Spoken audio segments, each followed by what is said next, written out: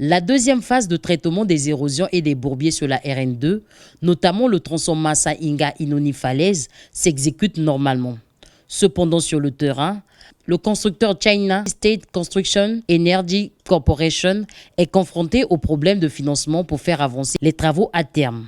Pour s'enquérir de la situation, le ministre de l'Aménagement, de l'Équipement du Territoire, des Grands Travaux, Jean-Jacques Bouya, s'est rendu sur le terrain ce 1er janvier après des fortes pluies qui se sont abattues le long de la route, rendant impraticable la route dans son tronçon Massa-Léfini.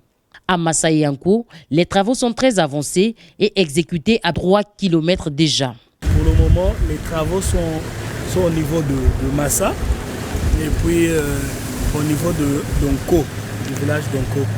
Le village Donko, ça fait 2 km 200 et le village de Massa, ça fait 650 mètres. Donc ce qui fait en totalité environ 3 km que nous sommes déjà en train de traiter. Le représentant de la société China State Construction Energy Corporation, qui exécute les travaux, évoque quelques difficultés. Les difficultés pour les employés chinois, on peut convoquer maintenant, mais pour les financements, pour les salaires des employés congolais et aussi les matériaux qu'on doit acheter sur le site, c'est vraiment difficile maintenant. Donc on espère que les chefs de l'État pourraient nous aider à résoudre le problème de financement le plus tôt possible. Devant cette situation grave, le ministre Jean-Jacques Bouya a annoncé ce qu'il y a lieu de faire en urgence. Il y a quelque temps, nous avions pu régler quelques bourbiers, 3 bourbiers importants d'ailleurs, sur ce tronçon-ci. C'était au village Nko, à Inga et au Yanfula.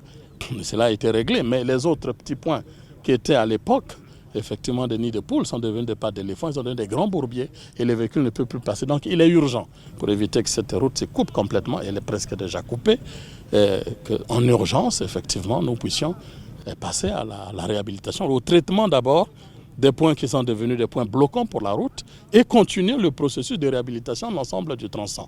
Et effectivement, à l'issue de notre visite, un dossier sera donc fait en urgence au Premier ministre et au Président de la République pour que les mesures urgentes soient prises pour que cette route soit rétablie et l'activité économique puisse se poursuivre. Le voyage sur la RN2 devient un casse-tête au regard de l'état de dégradation très avancé de cette partie de la route.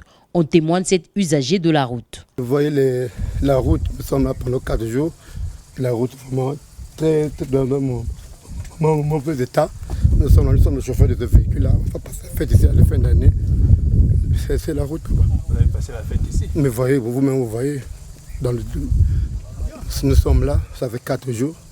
Un autre souci qui entraîne la dégradation accélérée de la route, c'est le non-respect du tonnage de marchandises par les usagers. Le ministre Jean-Jacques Bouya stigmatise le comportement des populations riveraines de la route. C'est même gravissime. Quand ils voient un nid de poule se former sur la chaussée, ils accélèrent le nid de poule pour en faire des pas d'éléphants et des bourbiers par la suite pour que les conducteurs de véhicules soient obligés de faire appel aux populations, moyennant de l'argent pour faire sortir leurs véhicules. Et on fait un commerce comme ça, on détruit la chaussée. L'entreprise a émis des inquiétudes quant au comportement des populations parce que de nuit ou de jour, si l'entreprise n'est pas protégée, les populations vont menacer cette entreprise pour que cela ne soit pas rétabli dans les temps afin que leur petit commerce puisse continuer dans la fraude. Et c'est des choses à empêcher effectivement. Nous aurons là, au niveau du gouvernement, des mesures fortes. L'entreprise va être accompagnée par la police ou la gendarmerie pour être installée à ces endroits-là et les populations conscientisées sur le bien public.